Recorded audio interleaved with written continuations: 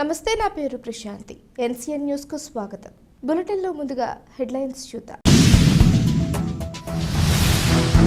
మహిళలే జగనన్న సైన్యం, Nidadavolu MLA G Srinivas Naidu. ప్రతి కార్యక్రమంలో మహిళలకు లబ్ధి చేకూర్చడమే లక్ష్యంగా సీఎం జగన్మోహన్ రెడ్డి పనిచేస్తున్నారని నిడదవోలు ఎమ్మెల్యే జి శ్రీనివాస్ నాయుడు అన్నారు. ఉండ్రాజవరం మండలం పాలంగి గ్రామంలో మండల స్థాయి వైఎస్ఆర్ ఆసరా 4వ విడత సంబరాలు ఘనంగా నిర్వహించారు. ముందుగా దివంగత ముఖ్యమంత్రి మహానేత వైఎస్ రాజశేఖర రెడ్డి విగ్రహం వద్ద జ్యోతి వెలిగించి పూలమాలలు వేశారు. ఈ కార్యక్రమానికి విచ్చేసిన వైఎస్ఆర్సీపీ రాజమహేంద్రవరం పార్లమెంట్ కోఆర్డినేటర్ గూడూరి శ్రీనివాసును ఎమ్మెల్యే జి శ్రీనివాస్ నాయుడు మహిళలకు పరిచయం చేశారు. ఈ సందర్భంగా ఎమ్మెల్యే మాట్లాడుతూ 2019 ఎన్నికల్లో జగన్మోహన్ రెడ్డి ఇచ్చిన హామీ నెరవేర్చారని, 4 విడతల్లో రుణమాఫీ చేశారని అన్నారు. మహిళలే జగనన్న సైన్యమని, మనం కేవలం 2 బటన్లు ఫ్యాన్ గుర్తు మీద నొక్కి జగనన్నను మరోసారి ముఖ్యమంత్రి చేద్దామని అన్నారు. అనంతరం మండలంలో 1299 డ్వాక్రా సంఘాలకు చెందిన 12,759 మంది లబ్ధిదారులకు 11.35 కోట్ల రూపాయల నమూనా చెక్కును డాక్టర్ గూడూరి శ్రీనివాస్తో కలిసి ఎమ్మెల్యే అందజేశారు. ఈ కార్యక్రమంలో జెడ్పీటీసీ సభ్యుడు నందిగం భాస్కర రామయ్య, జిల్లా వ్యవసాయ సలహా మండలి చైర్మన్ బూరుగుపల్లి సుబ్బారావు, ఎంపీపీ పాలాటి ఎల్లారీశ్వరి, మండల జేసీఎస్ కన్వీనర్ కటారి సిద్ధార్థరాజు, ఎమ్మెల్యే కుమారుడు వరుణ్ సాయి, మండల రైతు విభాగం అధ్యక్షుడు కొటారు సత్యనారాయణ తదితరులు పాల్గొన్నారు.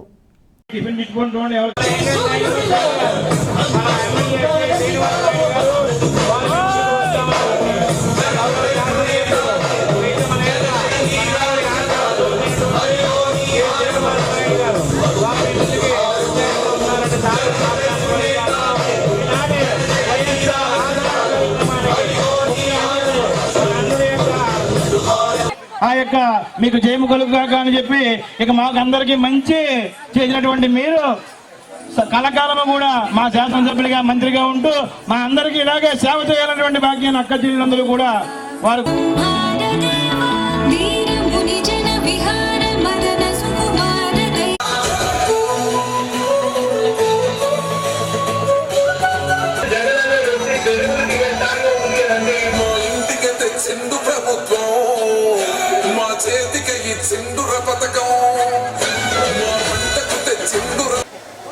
కానీ పెరవల మండలం వాళ్ళు నమ్మేశారమ్మా.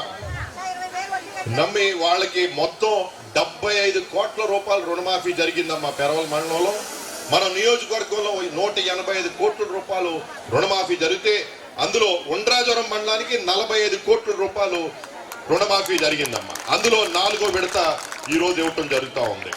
అలాగే సున్నా వడ్డీ కూడా మనకి గతంలో చంద్రబాబు నాయుడు గారు సున్నా వడ్డీ ఇవ్వటమే మానేశారు. బ్యాంకులో మనకి డిపాజిట్ చేయటమే మానేశారు.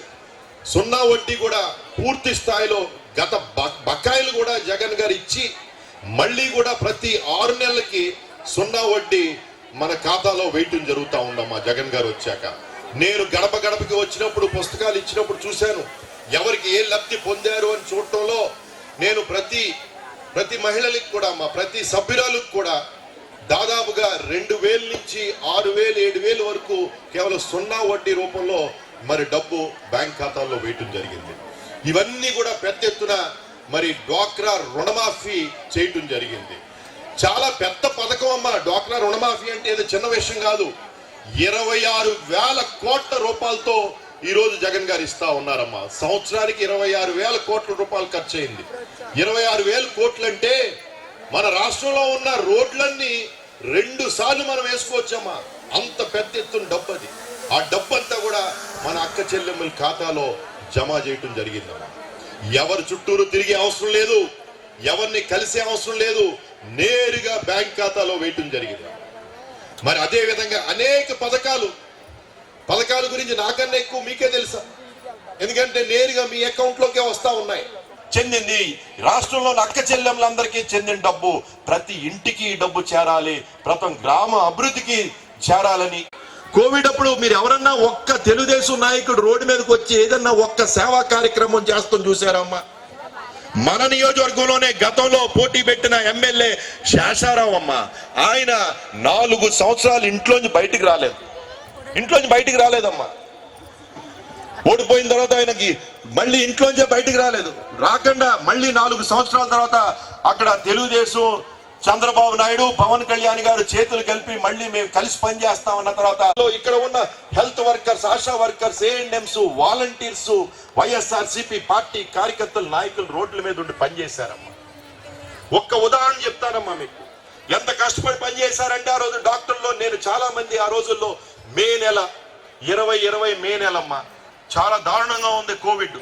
ప్రతిరోజు నాకు ఫోన్లు వస్తుంటే ఎవరికి దేనికోసం, హాస్పిటల్ బెడ్ కోసం, ఆక్సిజన్ కోసం, అంబులెన్స్ కోసం, ఆఖరికి ఎవరన్నా చనిపోతే ఆ బాడీ ఎలా తీసి ఎంతో మంది ప్రాణాలు కోల్పోయారమ్మా. అయినా సరే ఎవరు భయపడకుండా బయటకు వచ్చి జగన్ గారి నాయకత్వంలో అందరూ కూడా పనిచేస్తానే ఉన్నారమ్మా. ఈ రోజు వాలంటీర్లు కూడా, ఈ రోజు ఎక్కడైనా వాలంటీర్లు ఉంటే వాళ్ళందరూ కూడా ఆ రోజుల్లో పనిచేస్తా ఉన్నారు.